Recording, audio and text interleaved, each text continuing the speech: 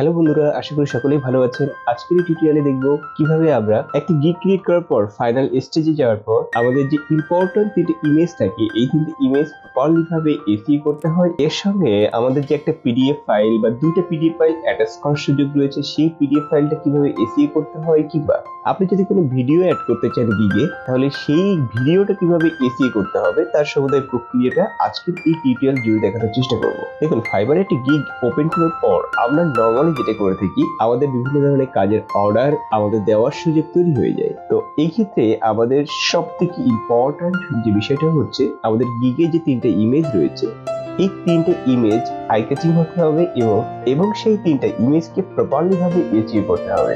তো চলুন সরাসরি আমরা স্ক্রিন গিয়ে দেখে আসি কিভাবে আমরা তিনটা ইমেজকে প্রপারলি ভাবে এচিভ করতে পারি। অর্থাৎ ফাইনাল স্টেজে আসার পর আপনি এখানে মাস্টলি আপনাকে কমপক্ষে একটা ইমেজ আপনাকে এখানে আপলোড করতে হবে। দেন আপনি চাইলে আপনার গিগটাকে পাবলিশ করতে পারবেন। তো এখানে মিনিমাম একটা এবং ম্যাক্সিমাম আপ টু তিনটা ইমেজ আপনি এখানে আপলোড করতে পারবেন। এই তিনটে ইমেজের মধ্যে একটা ইমেজ প্রাইমারি ইমেজ, অর্থাৎ যে ইমেজটা আপনাকে সামনে শো করবে। দেখুন, আমাদের সামনে অসংখ্য গিগ আমাদের সামনে চলে আসছে। এখন প্রত্যেকটি গিগের এগেইনস্টে কিছু ভিডিও থাকতে পারে, কিছু ইমেজ থাকতে পারে। যেমন ধরুন, এই যে গিগটা রয়েছে, এই গিগের এখানে কিন্তু প্রথমে একটা ইমেজ শো করছে, এখানে একটা ইমেজ এখানে সামনে শো করছে। এরপর এখানে আরো বেশ একটা ইমেজ আছে, এই ইমেজগুলো এখানে দেওয়া আছে। অর্থাৎ গিগ যখন ফাইনালি ক্রিয়েট হয়ে যাবে, তখন আপনাকে এই জায়গাটায় ইমেজটা আপলোড করতে হবে। গিগে আপনার এই স্টেজে এসে আপনাকে তিনটা ইমেজ এখানে আপলোড করতে হবে। তো প্রপারলি ভাবে একটা ইমেজ আপলোড করার জন্য আপনাকে ওই ইমেজটাকে এসইও করতে হবে। তো আমি এই তিনটে ইমেজ কিভাবে এসইও করেছি আজকে এই টিউটোরিয়ালের মাধ্যমে সেটা দেখানোর চেষ্টা করব। দেখুন, আমি এখানে তিনটে ইমেজ রেখে দিয়েছি। আমার ইমেজ 1, ইমেজ 2, ইমেজ 3, এই তিনটে ইমেজ আমি দেখাবো যে কিভাবে এই তিনটে ইমেজে আমি এসইও করেছি। তো এই যে ইমেজটা আছে, এই ইমেজের যে সাইজটা, দেখুন আমরা যদি এখানে আসার পর পয়েন্টারটা যদি আপনি রাখেন, তাহলে ডান পাশে দেখুন এখানে বেস ইমেজ যে সাইজটা এখানে রেকমেন্ড করছে, এখানে রেকমেন্ডেড 1280/769 পিক্সেলস।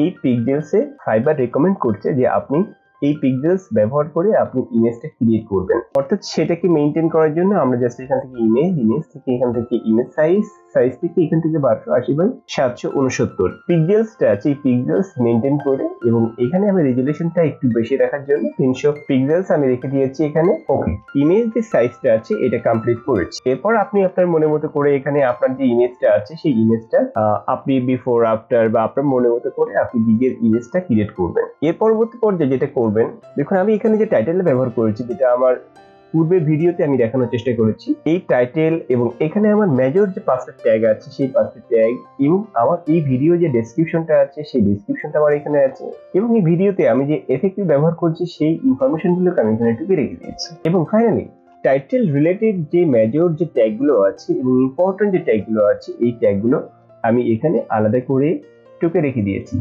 আপনি এই কাজটা মাইক্রোসফট অফিসে অথবা আপনার নোটপ্যাডে আপনি টুকে রেখে দিতে পারেন। এরপর ফাইনালি আমি যখন এসইও করব, এই এসইওটার জন্য আপনি দুটো ভাবে আপনাকে এসইও করতে হবে। একটা হচ্ছে আপনাকে ফটোশপ ব্যবহার করতে হবে। ফটোশপ ব্যবহার করে আপনি জাস্ট ইমেজটা আপনি এখানে আনবেন।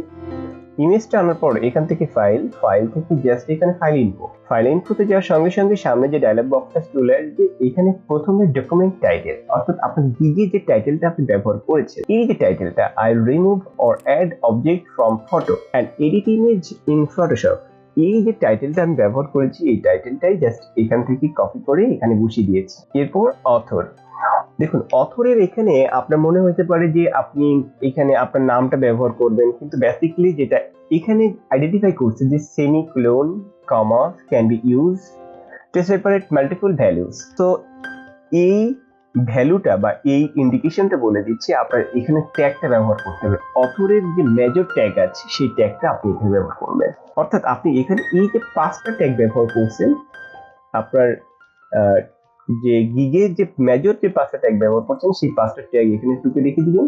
এই ট্যাগগুলো আপনি চাইলে এখানে কমা ব্যবহার করতে পারবেন অথবা সেমিকোলনও এখানে ব্যবহার করতে পারবেন। তো জাস্ট এখান থেকে কপি করে জাস্ট আবার ফটোশপে এই জায়গাটায় অথরে এসে এখানে আপনি পেস্ট করে দিবেন। এবার আসা যে অথর টাইটেলটা কি দিব? অথর টাইটেলটা দেখার জন্য দেখুন, আমরা যদি এই গিগটাকে ফলো করি, তাহলে এই গিগে আমাদের এখানে ইনার এডিটিং মাই প্যাশন, এই যে অপশনটা এখানে আছে, ওনার যে মেজর যে কিটা আছে, এই কিটা জাস্ট এখান থেকে কপি করে আপনি আপনার যে অ্যাকাউন্টের যে ইনফরমেশনটা আপনি এখানে শেয়ার করেছেন, এই ইনফরমেশনটা জাস্ট এখান থেকে কপি করে জাস্ট এই জায়গাটায় এখানে পেস্ট করে দিবেন। জাস্ট আমি এখানে graphic design with Canva design এটা আমি এখানে শেয়ার করেছি। এরপর ডেসক্রিপশনটা দেখুন, এখানে যে ডেসক্রিপশনটা ক্রিয়েট করেছি, আপনি আপনার মনে মাধুরী মিশিয়ে আপনার ডেসক্রিপশনটা ক্রিয়েট করবেন এবং ইউনিক কোয়ালিটি একটা ডেসক্রিপশন এখানে ব্যবহার করবেন। জাস্ট এখান থেকে কপি এবং এখানে এসে জাস্ট এটা ডেসক্রিপশনে এখানে পেস্ট করে দিয়েছি। এরপর দেখুন আপনার ডেসক্রিপশন রাইটার, এখানে আপনি কি লিখবেন, আপনার নামটা ব্যবহার করবেন। এই জায়গাটায় কি নামটা ব্যবহার করবেন, যেমন দেখুন এখানে আছে এসকে ব্র্যান্ড 12, জাস্ট এটাকে কপি করে এখান থেকে এটাকে কপি করে জাস্ট আপনি যেটা করবেন এখান থেকে এটাকে এখান থেকে পেস্ট করে দিবেন এখান থেকে। এভাবে যখন কমপ্লিট হয়ে যাবে লাস্টলি কিওয়ার্ড, এই জায়গাটা যে কিওয়ার্ডটা আছে আপনি এখানে দেখুন মেজর যে পাঁচটা কিওয়ার্ড ব্যবহার করছেন এটা না, আপনাকে যেটা করতে হবে এই টাইটেল রিলেটেড যে ইম্পর্টেন্ট কিওয়ার্ড গুলো আছে আগে থেকে এটা আইডেন্টিফাই করতে হবে।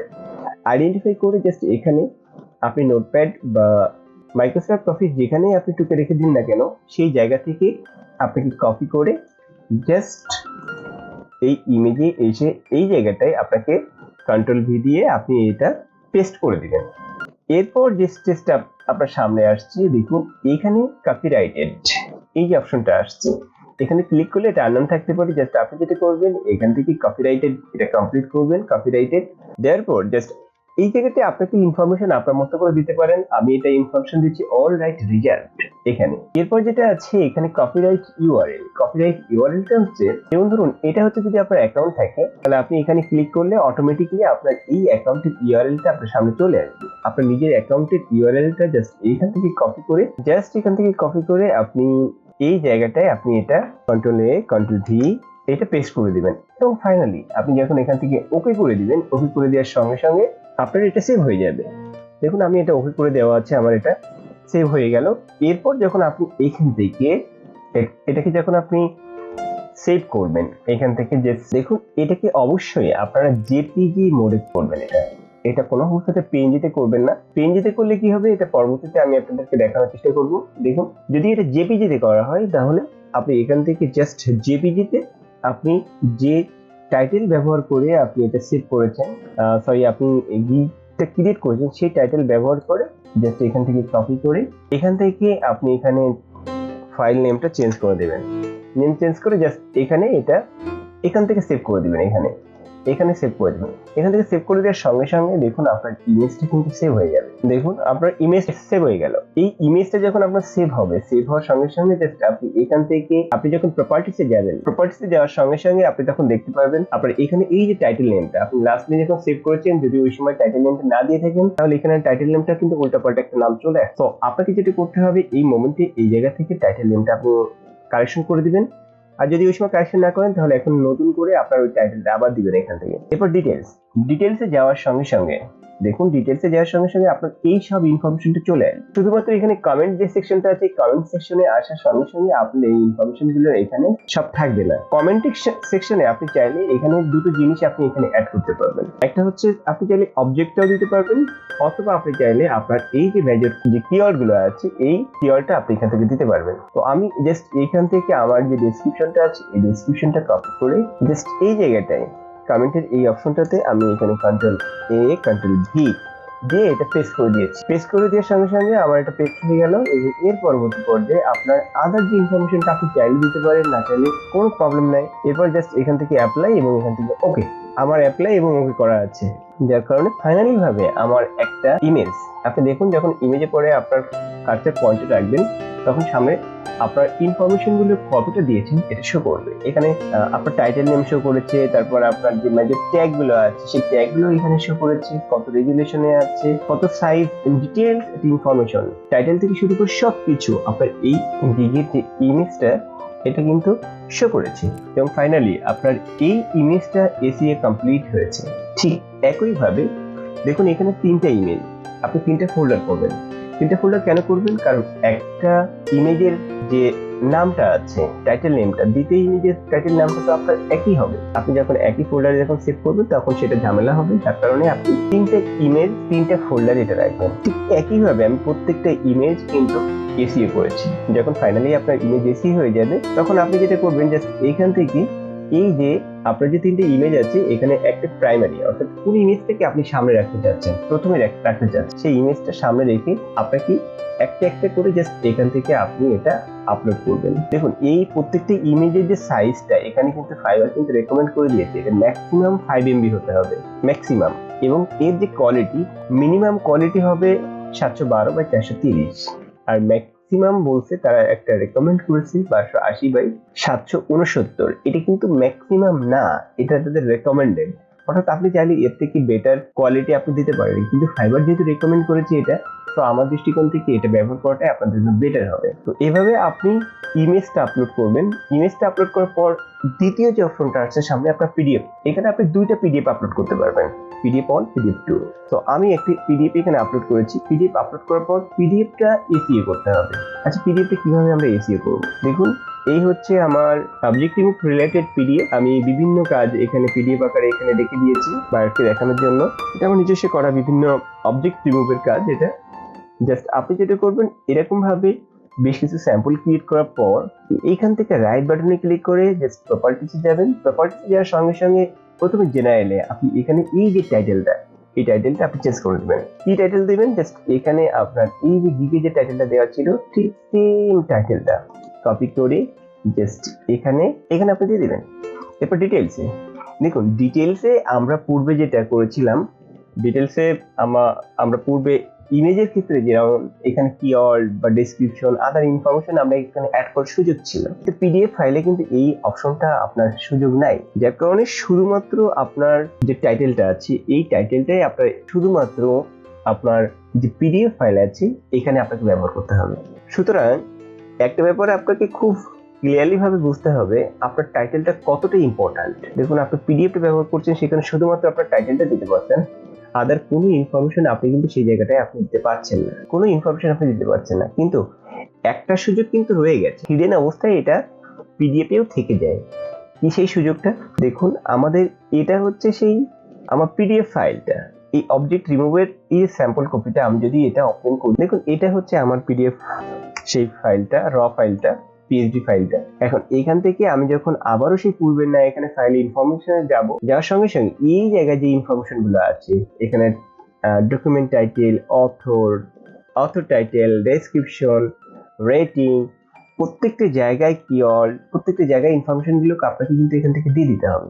যেমন ধরুন এখান থেকে আমি টাইটেল চুজ করলাম, টাইটেল চুজ করে এখান থেকে টাইটেলটা কন্ট্রোল ভি পেস্ট করলাম, অথর, ঠিক একইভাবে আপনি সব ইনফরমেশন গুলোকে এখান থেকে আপনি দিয়ে দিতে পারেন।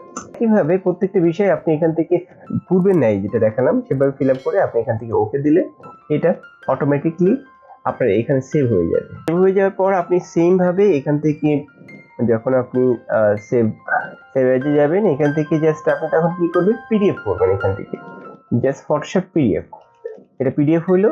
আপনার এখানে যে নামটা আছে এই নামটাও সেভ করার সময় আপনি জাস্ট এই নামটা আপনি ব্যবহার করবেন। এই নামটা ব্যবহার করার পর আপনি ফাইনালি যখন এটা এই পিডিএফ এ যখন আপনি সেভ করবেন, সেভ করার সঙ্গে সঙ্গে আপনার এমন একটা ফোল্ডার, পিডিএফ ফোল্ডার আপনার ক্রিয়েট হয়ে যাবে। এই পিডিএফ ফোল্ডার ক্রিয়েট হয়ে যাবে। দেখুন এই পিডিএফ ফোল্ডারটা আপনার ক্রিয়েট হয়ে গেল, এবং এর ভিতরে আপনার প্রপারলি ভাবে আপনার যে এসইওটা আছে এই এসইওটা কিন্তু করা হলো। তো এইভাবে আমরা পিডিএফটা এসইও করতে পারি। যখন পিডিএফটা এসইও হয়ে যাবে তখন এখানে আপনি দুটো পিডিএফ আপনি এখানে আপলোড করতে পারবেন একইভাবে, এবং এই পিডিএফ এর যে সাইজটা এটা অবশ্যই আপনার একটা নির্দিষ্ট একটা সাইজ এখানে কিন্তু উল্লেখ করা আছে। যেন আপনি চাইলে কিন্তু এখানে যে কোনো একটা পিডিএফ আপনি এখানে আপলোড করতে পারবেন না। আপনার জাস্ট দেখানোর উদ্দেশ্য করে আমি এটা দেখাচ্ছি। দেখুন এটাকে যদি আমি এটা আপলোড করতে চাই, দেখুন এখানে বলছে যে আই উইল রিমুভ, এই যে সাইজটা এটা বলছে যে এই পিডিএফ সাইজটা আপনাকে হতে হবে more than larger can not be more than 2 MB, অর্থাৎ 2 মেগাবাইটের বেশি হতে পারবে না আপনার এই পিডিএফটা। তো আপনাকে যেটা করতে হবে, আপনার পিডিএফটা 2 মেগাবাইটের কম রেখে আপনাকে এই পিডিএফটা ক্রিয়েট করতে হবে এবং সেই পিডিএফটা আপনাকে এখানে আপলোড করতে হবে। তো সেম ভাবে আপনাকে যেটা করতে হবে, লাস্টলি একটা মাত্র ভিডিও আপনি এখানে আপলোড করতে পারবেন, একটা মাত্র ভিডিও, এবং সেই ভিডিওর সম্পর্কে তারা এখানে একটা ডেসক্রিপশন দিয়ে দিয়েছে যে সেই ভিডিওটা হইতে হবে মোর দ্যান 50 MB, 50 মেগাবাইটের কম হতে হবে এবং 75 সেকেন্ডের কম হতে হবে। এবং একইভাবে পিডিএফটা যেভাবে আপনি এসইও করেছেন এবং এখানে যে ইমেজটা এসইও করেছেন, এই ইমেজ এসইও মতো করে আপনাকে ভিডিওটাও আপনাকে কিন্তু এসইও করে নিতে হবে। ফাইনালি যখন কমপ্লিট হবে তখন আপনি এখান থেকে জাস্ট ব্রাউজ থেকে আপনার যে কাঙ্ক্ষিত ভিডিওটা আছে সেই ভিডিওটা আপনি এখান থেকে আপলোড করতে পারবেন। আপলোড হয়ে যাওয়ার সঙ্গে সঙ্গে জাস্ট এখান থেকে সেভ করে দিলেই আপনার গিগের যে ইমেজটা আছে, ফাইনাল যে স্টেপটা আছে, এই স্টেপটা কমপ্লিট হয়ে যাবে।